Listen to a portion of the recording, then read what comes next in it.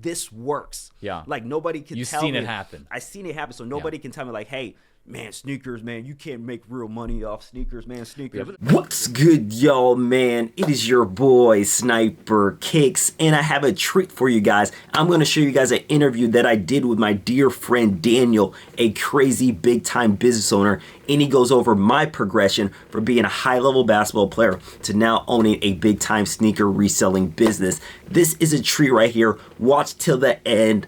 Let's go. You got a phenomenal business. I mean, I also know you're a great father. You're a great husband. Thank you. You know, and you've got a great business around what product? You want to tell us and share with us what product? Yeah, it is sneakers, man. That's sneakers. Right. You already know basketball and sneakers go hand in hand. That's right. And, for me, just growing up playing basketball and seeing everybody wearing the hype sneakers, the sneakers like, man, how did you get those? Yeah. Like I made a business out of it, but it's a crazy story, and we'll go over the background, the backstory of me going into sneaker reselling. But I'm so grateful I was able to be in business because I thought basketball was going to be my meal ticket, but things didn't work out with me getting injured and all those different things. But sneakers is definitely a fun thing to do, and there's a lot of sneaker news, sneaker hype. There's all a the whole kids go culture, crazy. man. There's a whole culture. It's crazy. It's a cult, almost like a cult following. Yeah, it's a cult following for sure. And I feel like especially now with this younger generation, with the high school kids. And by the way, Nick and I are both 28. Yes. I just turned 29 like 3 days ago, Yeah, but we're still both 28. Yeah. But I feel like with the high school kids, the college kids, I mean, even lifters, when you go to the gym, like fitness is such a big thing now. They're all wearing the Jordans. Yes. They're all wearing the Nikes, whatever sneakers. For sure. So how did this come about for you, man? Like, I know basketball, sneakers go hand in hand for sure. Yeah. Like, even when I played basketball in high school, I still remember everyone was like, oh, the hyperizers and the dunks. The hyper dunks and everything. everything. Dunks. That's when they were really popular back then, right? Absolutely. But how did you kind of discover this whole idea? It was like, hold on, I know how to get these sneakers that no one has access to. Yeah. And when did it cross your mind, like, I got to start a business around this? Yeah, that's a great question. So after I got done playing, my time at, college, hurt my knee, and I didn't know where to go. But I'm lucky I had a younger brother, and my younger brother was in the sneaker industry, the world. He was making money in that. Oh, I didn't know that. Yeah, so he was actually, going to medical school. And as everybody knows, medical school is very, very, very expensive. So he had to find a way to make some money to start paying his medical school. Oh, interesting. So he was selling sneakers during that time. It was hard for me because I was playing Division I basketball. It's hard to balance. You're a student athlete. Yeah, I'm a student athlete. I can't, when he was doing that, I was out in Florida.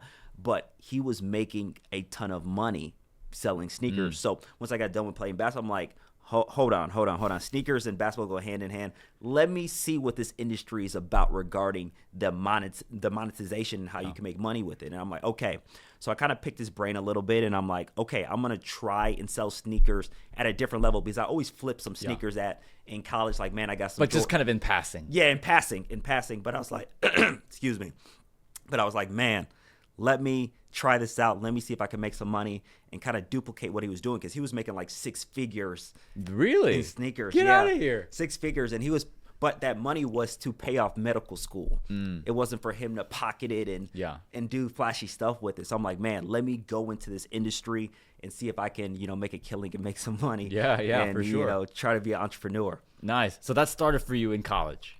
Yes, it started right after. Like, I was always like quick flipping some things and passing, like you said. But after I got done in college, when I got hurt with my knee, and I'm like, okay, I got to rehab. I was like, let me see if I can pick up some sneakers and sell them and see if I can actually make some good profit. I think that's one trait that every great entrepreneur has is that they're never able to just sit still. Right. They always have to be doing something. And it's weird because there's like every entrepreneur I met, whether it's guys like us that are really young to, like my mentors in their 60s and 70s. Right.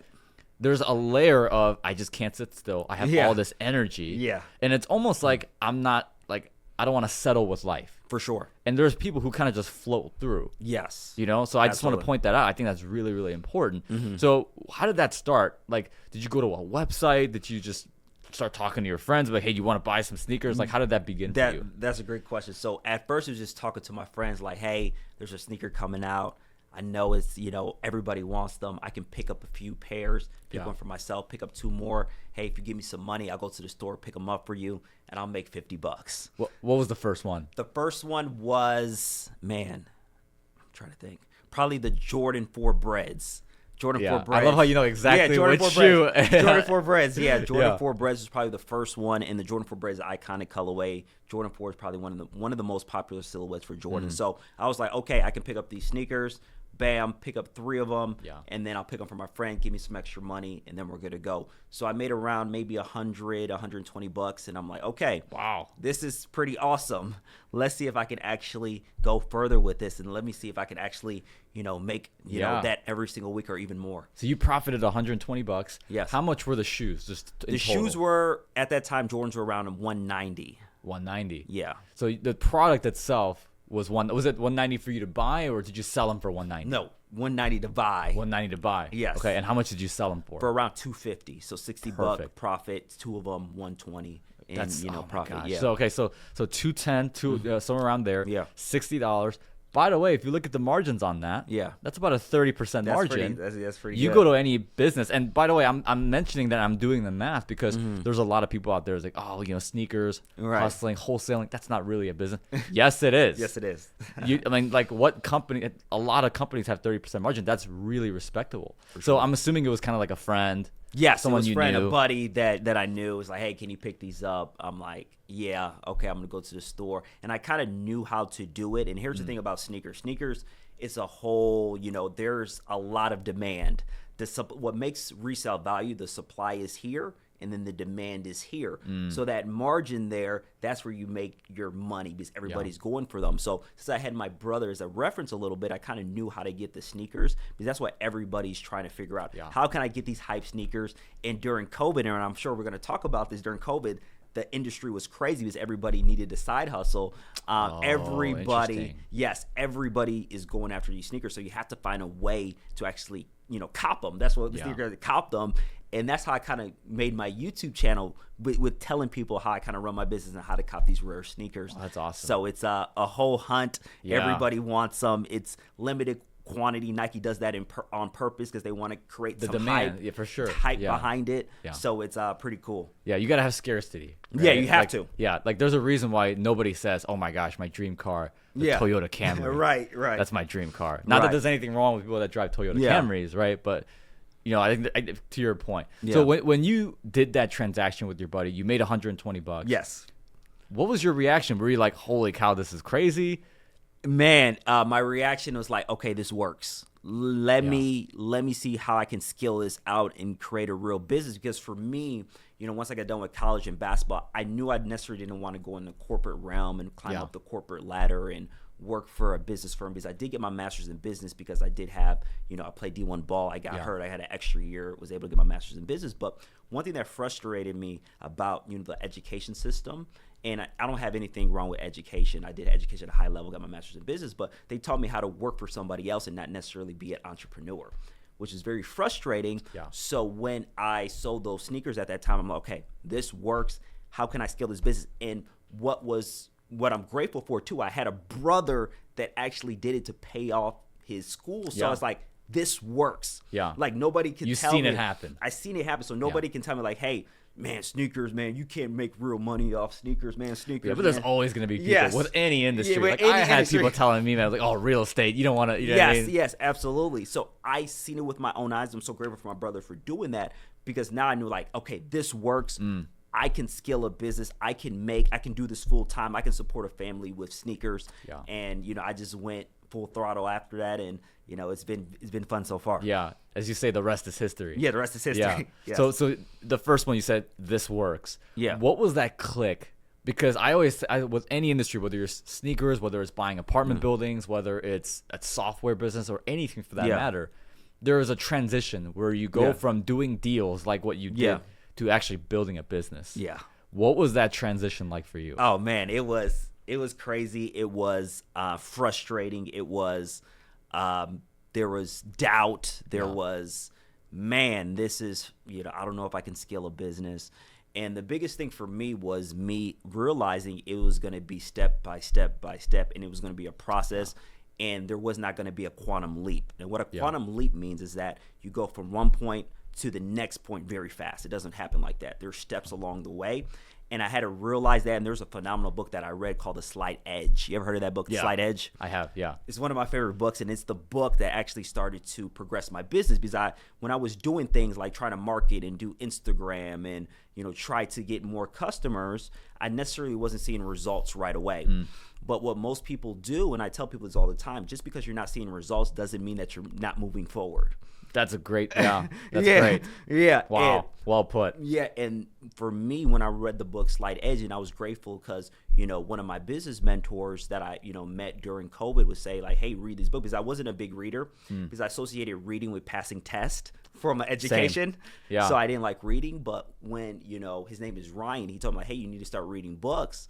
I'm like, okay, I need to personally develop. Okay. And I started doing those things. And then I got this book Slight Edge, and I'm like, okay, let me actually do these little things, these little steps. Let me do this marketing. Let me reach out to somebody. Let me see how I can grow this business and get more eyes on my business. And I might not see results, but I need to continue to do them every single day, even if I don't see the results. So down the line, I can start progressing and start getting more sales and more clients. I think you see that so much in sports too. Yeah. Right? Where it's like you have basketball players where they know how to get through adversity. Yeah. Even if they go 0 for 6 in the first quarter. Yeah. Like, they're going to adjust their game. For sure. And find a way to make it work. Yeah. And find a way to win. And the great ones always do that. What you just said, I think it's really important, because you see so many kids now on TikTok and Instagram Reels that are so attracted to that quantum leap. The quantum leap, yes. I went from 0 to $1 million in 3 months. Absolutely. 2 months or whatever, right? And I think what's so dangerous is that a lot of times when you go from 0 and you make that quantum leap, you actually don't become the person, you don't become the person that you're supposed to be. Absolutely. And so they actually end up having a really bad year the next year. Absolutely. Or they end up losing it all. For sure. One of the true beauties of entrepreneurship, because you and I kind of had a very similar path where we slowly grew. Like, we had a gradual growth. And what's beautiful about that is the business grows as we grow. Yes. And one of the things I tell entrepreneurs all the time is, listen, if you're not growing, that means the business is not going to grow. If the business is growing but you're not growing, eventually something's going to happen where it's going to catch up. Absolutely. And it's going to catch up, and it's going to realign, and it's going to go right back to 0. Yeah. Right? Like, I mean, I don't want to say it's a zero-sum game, but it's going to match. It's going to level out, is what I'm trying to say. So I think what you said is extremely important for the high schoolers, the college kids in this world of TikTok now, where you and I grew up in a generation where we were. I feel like we were the first generation to kind of have information readily available in our hands. Yes. Like, I remember being in middle school, high school, and being able to Google something or Wikipedia something, right? This new generation, Gen Z, they not only have it readily available, but the expectation that they have is for it to come in 60 seconds or less. Instant gratification. And one of the things I try to tell them, I think you would stand by it as well, is if you set the expectation of your growth happening in 60-second or less nuggets, you lose out on the importance and the weight. Yes. Like, for guys like me and you, we had to read a whole book. Yes. To grasp a concept that these kids learn in 60 seconds today. Yes. And I think that's great. Yeah. I'm not saying that's a bad thing. Like, if you're an 18-year-old, 19-year-old watching this, continue learning these things in 60 seconds or less. Do it. Right. However, you will lose out on kind of the ability to understand the grasping and the weight and the context of what that advice is good for. Absolutely. Would you agree with something like that? Yes, I agree. And, a lost art in today, and again, we have the TikToks, the Instagrams, and people's attention spans are just dwindling. Again, hey, you got to make sure it's in 30 seconds so they can, all those analytics, like, people are creating content like, man, I need to do short, because people's attention spans are not there. And people don't really understand is like, when you read a book, I call it exercise for your brain. And the reason everybody, and here's the thing, and I love personal development. I'm big in personal development because, like you said, Daniel, it's like, when you're growing a business, you need to grow or the business is going to fall. Or if the business, perceives your personal growth like it's more than it's going to fall down. Because at the end of the day, you as a person, you're not growing. Yeah. And I tell people, it's like with reading a book, it's like exercise for your brain. And a lot of people don't understand that because we can't physically see our brain. Yeah. It's not a muscle. Our biceps or That's our a great legs, way to look at it. We can see those things. So you see people at Lifetime Fitness doing all these heavy squats and these bench presses, but they don't see their brain, so they don't understand that you got to exercise that muscle too if you want to progress in your life. And there's a book that I read. I forgot which book it was. It talks about how people want their business, their money to be at a high point, but their personal development is all the way at the bottom. And you're never going to create the money or have the success that you want if your personal development is so much below than the goals and the dreams. It has to be congruent, or it has to exceed it. Exceed it, yeah. Therefore, it can you can have those goals, because it's about the process of being, everybody wants to be a millionaire, but it's the $1 million person first. Sure. Yeah. And then the results will come. And you said it beautifully when you were discussing, like, man, we live in TikTok. People want these things with, few. They want it, hey, quantum leap, but it doesn't work that way. Trust me. I tried. It doesn't work that way. I know. I did too. I think we still do to this day, right? Because we're pretty stubborn guys, right? But sure. I mean, it's very similar, right? Like the game of basketball, right? Yeah. It's like you like everybody wants to be the guy to drop 40. Yes. But no one's willing to get up at 4 a.m. Absolutely. And do 3 a days, 2 a days. Like, I mean, it's the same thing. Like reading books, going to conferences, having mentors, listening to podcasts.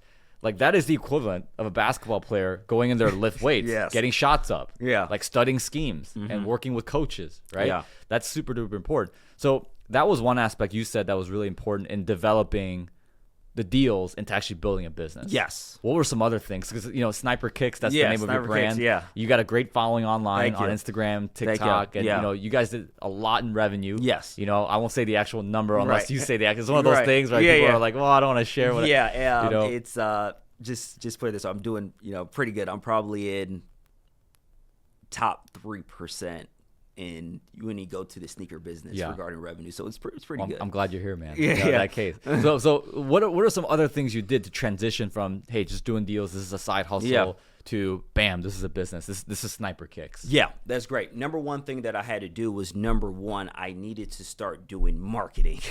Nice. Marketing. Again, why? Let's put, for instance, people, spend millions of dollars to have Super Bowl commercials because they want people to see their product. Yeah. And that's what I needed to do. So when I was talking about doing these little things, I was like, okay, today I'm going to reach out to 5 people.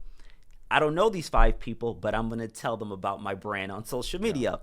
And you guys will be surprised. I got some nasty replies back. Hey, why are you messaging me? I don't care, this and that. But here's the thing. I was consistent with it. So as I started to do this, people started to check out, and I had to start creating content too. As you guys know, content is king. Because if you want to grow a business, people want to see, like, what do you have? What is the content? What is different from Sniper Kicks and a Joe Smo that has a sneaker business, just like mine? Like, now I need to start creating content. And what I started to do is I started an Instagram page. I started to post stuff on there regularly. The shoes that I had, just me holding the sneakers, showing people the sneaker, all those different things, creating content. And then I was reaching out to 5 people that I did not know every single day, and it paid off. How long did you do that for daily? Man, so I had a number 5 people every day, and I did it for months, man, maybe 6 months. That's a long time, by the way. Yeah, if you do the math, that's 180 days. Yeah. You times that by 5. Yeah. You're at 900 people. Yeah, 900 people. So I'm continuing to do that. And then also my brother, he actually connected me with a platform called Kixify. And this Kixify platform, it's a huge platform, it's a marketplace, but they had verified sellers, meaning that verified sellers would be the sellers that get all the clients because they're verified, they're legit. Yeah. So during that time, I get connected with Kixify. I start selling some sneakers with that platform, but I started to ask people like, hey, buy some sneakers for me. I'll put it at a lower price, but I need a great review. Make sure you put a review. So now I'm starting to get accumulated these reviews, and all of them are great reviews. So naturally, as a customer, like, man, I see this guy Sniper Kicks. He has 100 reviews, and they're excellent. Yeah. So now I'm really trying to play chess with my business, getting reviews, evidence that I'm a good, a reseller and to get legit. You've got sneakers. credibility, building that credibility. And then just starting to create content, and I just created my YouTube channel. When I started to sell sneakers and it started to have a little bit of success, bam, I started to start a YouTube channel to even bring more credibility, more following, now really build the brand. And I'm going to tell you guys a funny story. So, like I said, I messaged 5 people every day. It was before COVID. And during this time, again, I was getting negative replies, all these different things, but I was consistent with it. And COVID hits. And now they're pushing up the movie The Last Dance. And if you guys don't know what The Last Dance is, it's Jordan's documentary of, all these different things. 10-part series. 10-part series. Great documentary. Absolutely. So me being consistent before COVID, reaching out to people, not seeing any results. Again, there's no quantum leap, it's progression over time. When COVID hits and The Last Dance comes, bam, the series, guess what? Everybody wants Jordans. Everybody wants Jordans, yeah. But since I did all that groundwork beforehand, once the first episode hit, ding, ding, ding, ding, all night. And by the way, that was you doing years of prep before. Yes, yeah. Ding. And I tell you guys, I couldn't believe how many sneakers I sold in that day just for that preparation. And people physically seeing The Last Dance and like, man, I need these Jordans. Yeah. And all this work I did beforehand, people were like, oh, yeah, this guy Sniper Kicks. You messaged me. Let me ding, ding, ding, ding. Because they already knew who you were. Yeah. Because you put the work in to get the credibility. Yes. There's a great quote that says it's a beautiful thing when preparation meets opportunity. Absolutely. And that's the thing. Like, if you want to be a great entrepreneur, it's almost like being an elite athlete. Yeah, right. You have to be a little wrong in the head. Yes. Like, you have to be a little weird. Yeah. You do. Like, I tell my wife, you can't be concerned with looking good. Yeah. You have to be willing to look stupid. Yeah. You do. Yeah. And it's sickening and it's weird. Yeah. Because it's like you have to prepare, but you don't know what you're preparing for. Absolutely. And you don't know when that opportunity is going to happen. Yeah. But you know it's coming. It's coming. And you just have to do it. Yeah. And you have to keep going For day sure. after day, like you said. For sure. And the biggest thing, Daniel, is like you can't be so focused on what you see.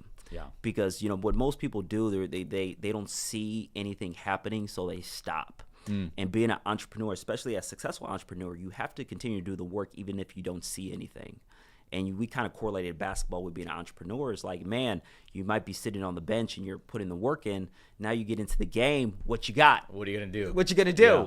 What you're gonna do? So if you don't put the work in, when you're not seeing, you're touching the court. Man, I'm not touching the court. Man, coach doesn't like me. You're not putting the work in.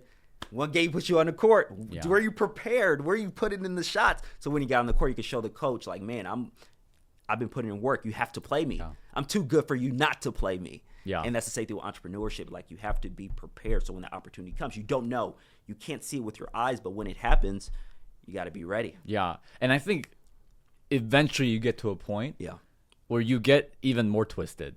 And you actually learn to enjoy Yes. the process. Absolutely. Like, you actually come to enjoy waking up at 4 a.m., getting Yeah. shots up, lifting weights. For sure. Doing the things that nobody else is willing to do. For sure.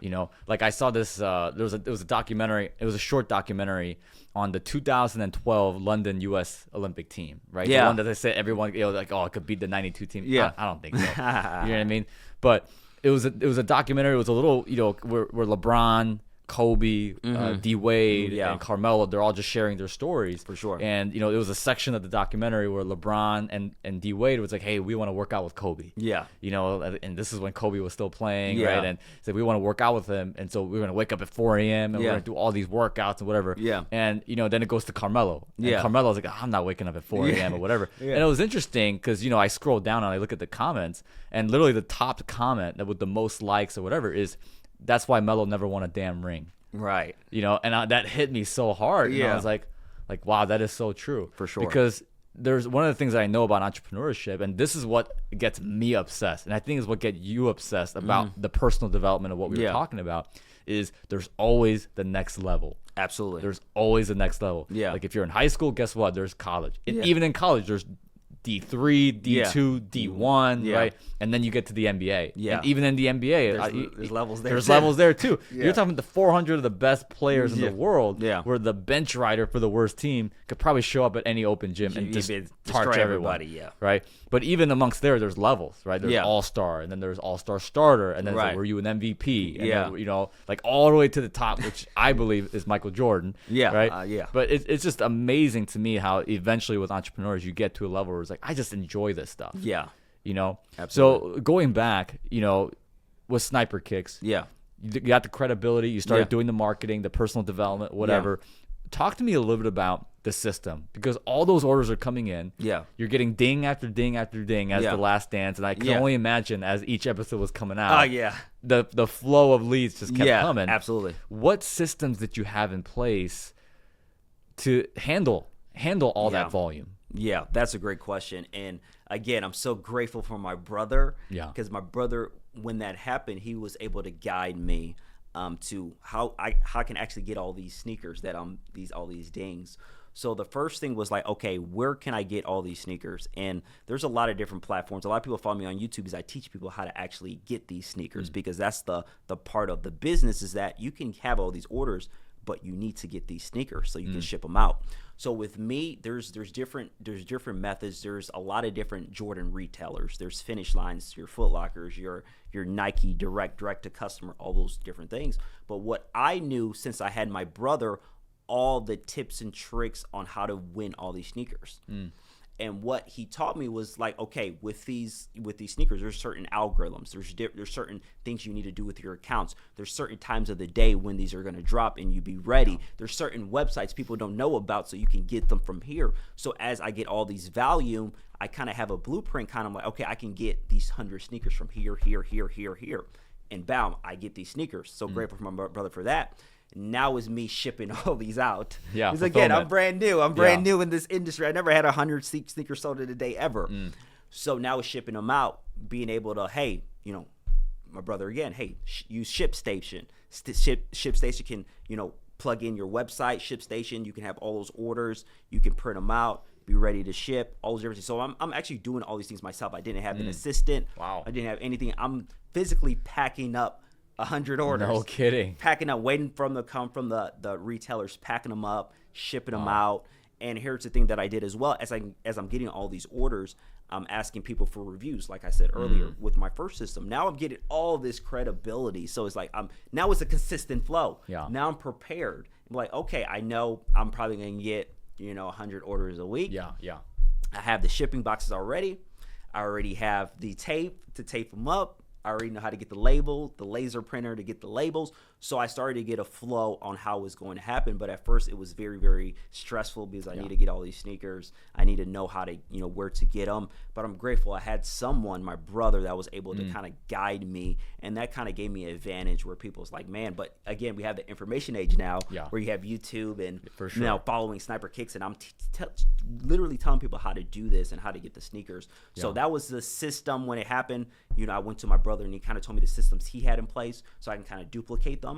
And then I was able to, get those sneakers out to the customers and, it's been pretty good. That's such a cheat code in life. Yeah. Like, especially not even just in business, but in life. Yes. It just boggles my mind how so many people try to figure this out on their own. Oh, man. And it's just like, why would you want to? Yeah. Like, you could literally go to someone who knows even a little bit more than you. Yeah. And they could probably point you in the right direction. For sure. In like a 5-minute conversation. Yeah. Yeah. That's fantastic. Yeah. And so, sorry. Daniel. No, go. No, and that's the biggest thing. There's a saying, it's about who you know, not what you know. Yeah. And, that's right. Me having my brother, I'm grateful he's my sibling, but, it wouldn't happen if I didn't have him in my corner. Yeah. Basically teaching me, okay, bow. And like you said, it's about like, man, having a conversation with somebody. And I feel like school really didn't teach the people the basically the skill set of networking. Yeah. Which networking is so critical. It's like, I'm on this podcast today with Daniel because of networking. For sure. Us playing basketball, us really understand, okay, we're both in business, the correlations, that's from networking. But what I love what you said there, man, is what drives the desire to network. Yes. Because I was talking about this with a friend of mine, and we were having this conversation. There's a great clip on YouTube. Is when Kevin Hart is on the Joe Rogan podcast, and he's sharing the story how he's in a room with Jeff Bezos, and he's got a buddy who's like, oh, like, Kevin, don't go over there, man, because Kevin's like, I want to go meet him. Yeah. And the friend's like, oh, don't go over, don't look like the dude that's thirsty. Right. Yeah, and Kevin's like, thirsty for what? Right. Yeah, thirsty for what? Right. Yeah. And it's, what you said is so important. It's the drive to want to network. Yes. Because you and I don't care about looking thirsty. Right. You and I don't care about looking, whatever. Like, we're just hungry for information. Absolutely. And believe it or not, to other entrepreneurs that you want to be doing business with, that's attractive. Yeah. Like, when I meet an entrepreneur that's hungry, that's inviting me out for lunch, that's, and you were a lot like that, where you were asking me question after question. I'm like, man, this dude is hungry. Yeah. Like, this is the type of guy I want to have around me, For sure. And it's very similar where you have, two NBA players. They may play for different teams. They might be in different industries, but they work out together every summer. Yeah. Because they're trying to perfect their craft. Absolutely. And they're trying to hone in on their skills. And I think that's such a beautiful thing. And a lot of entrepreneurs, whether they're old or young, many of them stay at the level that they are. They don't surpass the 6 figures a month in sales or the 7-figure a month in sales, because of that reason. Absolutely. There is no vision for where they want Yes. to be in 3 years, and there's no desire to want to achieve that vision For sure. as efficiently as it possible. And I think that's the underlining fuel that drives guys like me and you to want to expand our network. Yes. You know, Yeah. Because I mean, even if I can't do anything for you, you can't do anything for me in our direct businesses. Yeah. We're at least going to share information Right. about how we do what we do. You know, Absolutely.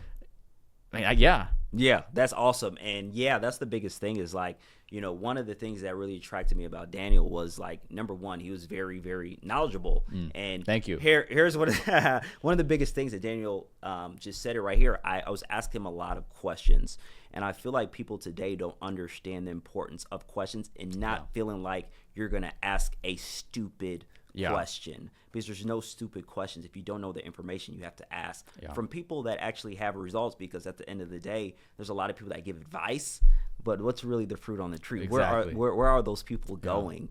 And that's one of the biggest things for me, and that's why I started to progress, you know, in businesses, because I'm like, man, I'm asking questions. I'm asking questions. I'm asking questions. You know, Daniel has a YouTube channel. I'm asking questions about his YouTube channel. Like, that's one of the biggest things. And you just said is like, that's why entrepreneurs that go to the next level, they want to be around people that, you know, has a standard. Yeah. And they have a spirit of excellence. Yeah.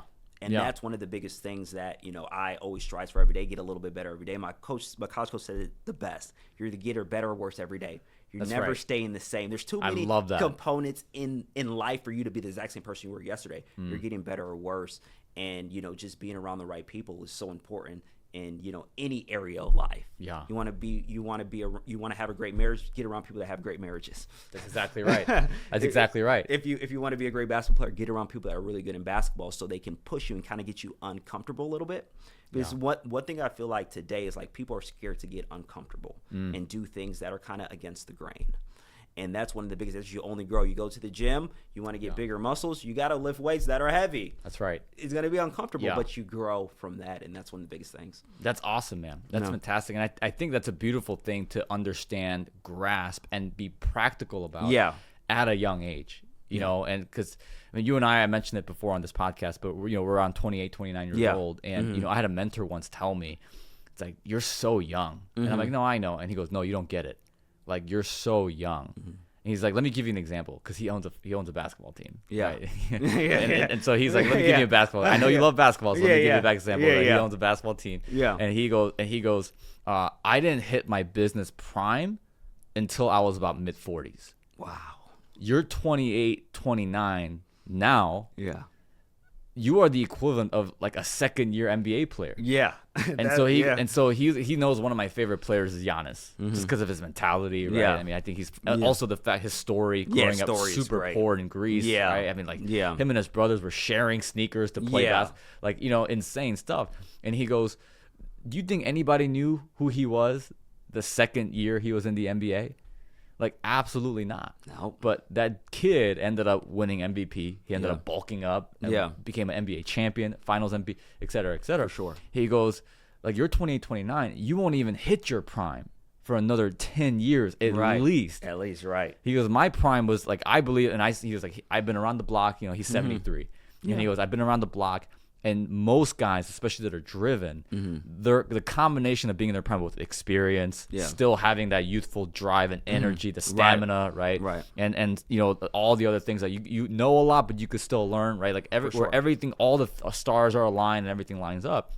He's like, I think professionally a man's prime is like early to mid 40s to he's about 60. Like those 15, 20 years, that's your prime. That's the equivalent of an NBA player being 26 to about 32, right? Like somewhere in that, you know, region. Yeah.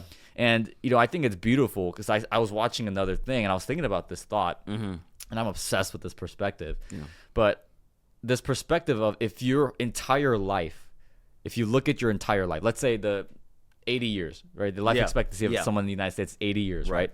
If you look at your entire life as if it's a 24-hour day, a full day, if you look at it from that standpoint, us being 28 years old, it's like 8:30 a.m. Right. for us. Yeah. Like the day hasn't even started. Right. It hasn't even started. You know, and even if you're like 40, you're midway through your life, if your life expectancy is 80 years old, you're at noon. Yep, if you're looking at your entire life from a 24-hour, one single day. And it's just amazing how there's so many kids out on TikTok, Instagram Reels, on social media who are 18, 19, 20 years old, who beat themselves up so much for not having accomplished what they've accomplished because they see some guy who's probably faking his numbers. Let's be real.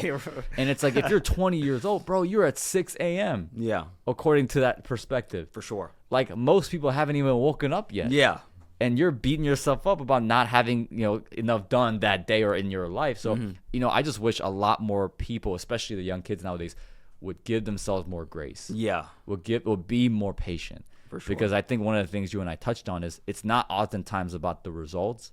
It's about who you become. And the results are just a byproduct. Absolutely. Like, I think 40, 50-point games are just a byproduct of someone like a Steph Curry or a Damian Lillard who put in the work, So, I mean, all that to say, man, I'm excited to see how you're going to grow. Thank you. I'm excited to see how I'm going to grow. We're gonna grow together alongside one another. I absolutely love that. A couple more questions, man, before we start to wrap up. So, Sniper Kicks, you're doing phenomenal. Thank you. What's the 3-year goal, man? What's the 3-year vision? Man, the 3-year vision for me is just, number one is that, creating a business where it is not all dependent on me. Because right now it's a lot of the, everything is basically dependent on me. Yeah. Because here one of the biggest things, and we talked about this at the gym, is like, man, if you really want to grow your business, it can't just be all about you. And finding the right team in place, finding the right people that you trust. And I asked, Daniel, a lot about, okay, what teeth I have to ask about hiring and all those different things. So the next 3 years for me, the biggest thing is finding the right team. So it's not all dependent on me. And, actually start to scale out even more. I do pretty well with sneakers, but I know there's a different level. Yeah. I know I can double my revenue or even triple my revenue in the next 3 years, finding the right people and the right systems in place. So that's one of the biggest things. Content-wise, man, I want to keep growing that YouTube channel. The YouTube channel is so great. And here's the thing people don't understand about YouTube. YouTube is great marketing where you're getting paid, but people are exposed to your brand. And I also have something called Discord. Yeah. And Discord is so great. I didn't know anything about Discord. Well, plug your Discord channel. Yeah, man, so my Discord is Snipe Gang. Snipe Gang. Nice. I teach people how to cop the sneakers. I teach people. We have a lot of different things. We have monitors to tell people where the sneakers are across the U.S. So it's a nationwide thing. But the beautiful thing about YouTube is like, hey, I can tell people about my Discord, people that are really hungry to cop sneakers and create a business and figure out how to get them. There's a lot of information I have in my Discord, and I didn't know anything about it. But again, being hungry for information, there was a day I spent the entire day. When I say the entire day, I spent the entire day, 24 hours, trying to figure out what is Discord and the nuances of it. Wow. Because I know that was a platform I can utilize to monetize and create another stream of income. Yeah. So instead of me just saying like, man, I don't know about this, I'm not going to go into it, I was hungry. I'm like, man, I'm going to figure this thing out because I know I can make another stream of income and be successful in Discord. So I did that, got connected with the right people, started the Discord. Very stressful times. I want to give a great product to the people that support me. And, little nuances, trying to get it better, but, have that Discord. So for me is, in the next 3 years, I want my YouTube channel to be 200 plus subscribers, or even more. 200,000. Yeah, 200,000. Yeah. 200,000 or more. So it's just continue to get better, continue to, figure out ways I can make my channel better because, the YouTube is a great tool just to expand business. Yeah. So, yeah. I love that. And I love the fact that you mentioned the importance of building a team and kind of how you feel like that's the next step for you. Yeah. And it's certainly something that it took me years and still learning, right? Especially with how to work with teams. Yeah. The best advice that I got about being a great CEO, because that's what you are. You're a CEO and founder of your company. Yeah. I'm the CEO and founder of my co-founder, because my brother, we've been in this thing together since day one, and I couldn't do any of this without him, honestly. We complement each other so well and whatnot. But being the CEO of our organizations, one of the best advice that I ever got was from my mentor Larry. And Larry's CEO of I think $17-18 billion company. Yeah. And they're out in California, and one of the best things they ever told me was, really the goal for you, that your job as CEO, as the leader, as a founder of your company, it's to cast the vision. Yeah. It's to set the framework for how you're going to get there, create a great culture, hire great people, and then get out of the way. Yeah. And he's like, that's it. He's like, if you do that and you learn how to practically manufacture that every single day, it's like, man, watch out. Yeah. Like the scale, the growth is going to be phenomenal. For sure. But, I want to ask you one more. And this is a fun question. Yeah. And I'm going to ask you because I know what my experience has been. Yeah. But I'm sure you've had doubters and haters in the beginning. Absolutely. What has been what has been those relationships been like? How people are seeing you? How has that been from going, hey, D1 athlete to, wow, this guy is doing really well as an entrepreneur? For sure. What, like, tell me about that. And again, it's a fun question because I know what I've been through, you know, but I'm curious to kind of hear your journey. Yeah, for me, man, I thought basketball was going to be a meal ticket, got hurt. Like I said, I got my master's in business. Me going into, just being a full-time entrepreneur. First of all, a lot of people, I go to my parents. My parents always supported me, but they're like, "Hey, you sure this is the right thing? Hey, you should go work for business for J.P. Morgan. Yeah. Work your way up there." So they wasn't necessarily a doubter, but they had some doubts. But understanding, like, man, okay, you can do this, Nick. You have your brother that, again, has done it and created a tremendous amount of money. So let's go there. And just going through the process of just telling people, like, hey, I'm going to sell sneakers. There's friends of mine that were like, man, Nick, I don't know if you can make a living selling sneakers. And here's the biggest thing. I'm the type of guy that gets very motivated by someone telling me that I can't do something. Yeah, same here. Yeah. And one thing that when someone tells me I can't do something, because there was, even going back to basketball, when I was in middle school, high school, they're like, hey, the percentage of playing Division I basketball is 1%. This and this. Like, they put doubt in your mind, and I'm like, I'm going to do this. Like, I'm going to play Division I basketball. I don't care what the statistics say. And I say this saying, statistics are for losers. Yeah. Statistics are for losers. Because they apply for everyone. Yeah. And we are not everyone. We're not everybody. And my mentor told me that. His name is Paul. He said, statistics are for losers. So when I heard, again, when I'm middle school and you go to a basketball camp, man, out of all these people, only for sure, you're not going to play Division I basketball. I was like, everybody's not willing to put in work that I'm going to put to get there. Yeah. Same thing with, going into the sneaker business. A lot of friends of mine were like, hey, I don't know if you can do that. That's like a side hustle thing. That's a side hustle thing. You can't do sneakers. Yeah, it's a side hustle. I'm like, okay. Started to continue putting the work. Even when I started to have success with sniper kicks during COVID, and we didn't even go into COVID into detail, so I'm going to talk about COVID a little bit. Yeah, please. Yeah. So so the sneaker industry, there was people that were reselling sneakers before COVID, but there wasn't a lot of people. People just like, okay, wow, sneakers is a cute thing. It's cute. During COVID, a lot of people got laid off their job, furloughed. They had to find a side hustle to make some money. So everybody got into the sneaker industry during this time. Everybody. Yeah. Everybody wanted to make some money. Everybody got into everything. Yes, like whether it's day trading, trading. Oh my, especially crypto and NFTs. Oh my gosh, Yeah, everybody was selling sneakers. So as COVID started to progress, things started to settle down with COVID. A lot of people, the craziest thing, I'm having success with sniper kicks. People told me, again, these are people that I'm starting to grow a following. Yeah. You guys, man, there's so many people that said, like, hey, sniper kicks, you're done. Reselling is over. A lot of people say I would be gone now because of the reselling hype wasn't there anymore. A lot of people, I would get comments on my videos. Wow. I would get direct messages on, Instagram. People were telling me, like, hey, Sniper. Who took the time yes, to leave a comment or message you to say that? Yes, there's a lot of people, man, just, again. Wow. And here's the thing about the sneaker community. There's a lot of haters. Yeah. Because for me, I'm teaching people how to get the sneakers. I'm a reseller.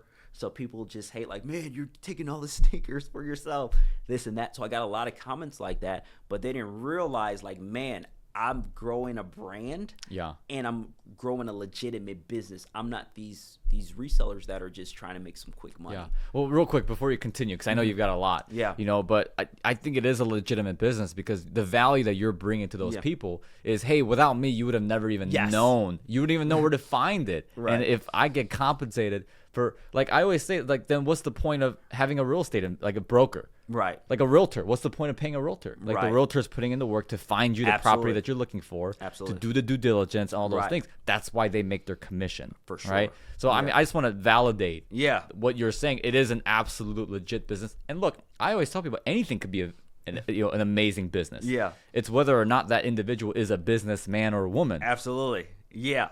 And that was the biggest things. I'm like, okay, I'm getting all these comments because sneakers are slowing down. There doesn't look like there's resale value on a lot of sneakers anymore. It's like, and what I'm thinking in my head is like, I'm not an average Joe Spo selling sneakers. I'm creating a business. I'm creating a brand. I'm doing analytics. I'm doing all those different things. So just because the markets in sneakers are down because there's not stimulus checks and all those different things, that's really not going to affect my business because what I built.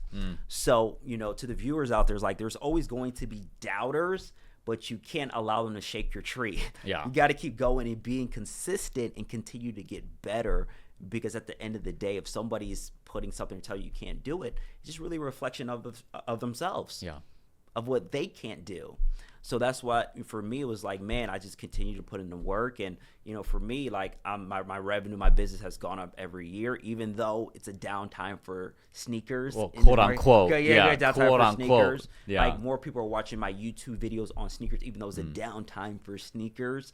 So it's just about, for me, treating it like a legit business, continue to get better every day, understanding there is a progression. You can go to a different level, and just being disciplined, intentional, knowing what you want to accomplish and attacking it. And one thing about business, and this is why I love business, and we talked a lot about basketball and business, is like, it's meant to be played on offense, to be aggressive. It's not meant to just lay back and be defensive in business. It's like, it's there to attack.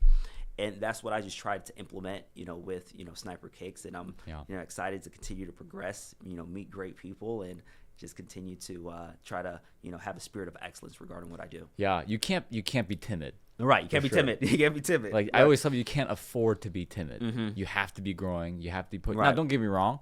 There's risks that you want to protect yourself from. Yes, absolutely. You want to be smart and you want to be diligent. Yeah, for sure. But at the same time, it's the diligence for the sake of movement. Absolutely. And I was telling an entrepreneur yesterday, right? He has a similar business to yours, actually. But he does T-shirts instead of sneakers, and he did really well for himself. And he's a young guy like us. Yeah. And I was telling him, it's like, look, like, if you're making a couple $1 million a year running your business, then, and if you're happy and you don't want to grow, that's completely fine. Right. Like, not everyone's meant to be a multi-billion-dollar company. Right. And there's nothing wrong with that. I think you and I are wired a little differently, where it's like, hey, we just want to be the best that we could be. We just love, we're the type to wake up at 4 a.m. And put in the work. For sure. But at the same time, like, look, like, if you're making $1 million a year, like, and you don't want to grow, you're like, that's fine. Right. That's completely fine. For sure. But understand that the market will change. It will change. And it will change whether you like it or not. Right. And it will take you with or leave you behind. Right. Yeah. And that's up to you. Yeah. So any last words, my friend, for the individual listening to this podcast and going, hey, I just want to learn a little something about starting a business today, or doing a deal, or whatever. Yeah, for sure. My biggest advice is like, hey, figure out, what are your goals and have them tangible. Because what we tend to do is, like, long-term goals are great. Long-term goals allows you to cast a vision, but it's what can you do today? Yeah. Some people always talk about someday, today. Yeah. Do something today. Do not procrastinate and be like, man, when I'm, a little bit older, when my ducks are in a row, when, the perfect time for the markets align where I can actually do something today. And it doesn't have to be anything like, hey, I want to build a multi-million-dollar business. It can be like, okay, let me pick up a book and let me start personally developing. So when I know what I want to do, my mindset's a little bit better. Yeah. Do something today. And, that's one of the biggest things I'm so grateful for, is that, man, like, during the time I didn't see results, like I mentioned earlier in the podcast, I did something. Yeah. I did something that allowed me to have results. And a lot of people ask me, like, hey, so the Sniper, like, how you're able to, build the Discord, built this. I just said I took little steps every day, getting better or worse every day, doing something where you can actually progress and move, That's so important. Mm-hmm. Yeah. One of the greatest advice I ever got was from my mentors. And, one of the things he said was, Daniel, don't set goals, set standards and expectations. Yes. And like you can still set a goal, you can still have a vision. Yeah. But if you're not putting 80% of your effort on the standard that you have for yourself every single day, and the expectations, and like it's not going to go anywhere. For sure. You know, so I completely agree. You have to set up these habits, something to do, a standard for yourself. Absolutely. You know, otherwise you're not going to move forward. Yeah. And I think that's absolutely key, man. So thank you for the advice, and to the viewers, thanks for watching Rush Hour 5. Yeah. Yeah. That was a good one right there. That was a good one. Yeah, that was a good one. Yeah. So. By the way, if you're listening, it's because I'm Asian and Nick is black. Yeah. Right. So that's why I said it. But anyways, hey brother, thank you for being on here. Man, appreciate you for having me. What a treat. It's a blast. So guys, I hope you enjoyed this interview that I did with Daniel. A lot of insight of my progression. I am hosting a free masterclass November 17th, where I go over how you can 10x your income with sneaker reselling. Make sure you're registered right now. There will be giveaways. I will be giving away the Travis Scott Velvet Brown. So make sure you're tapped in. Let's go. Hope you enjoy the video. See you soon.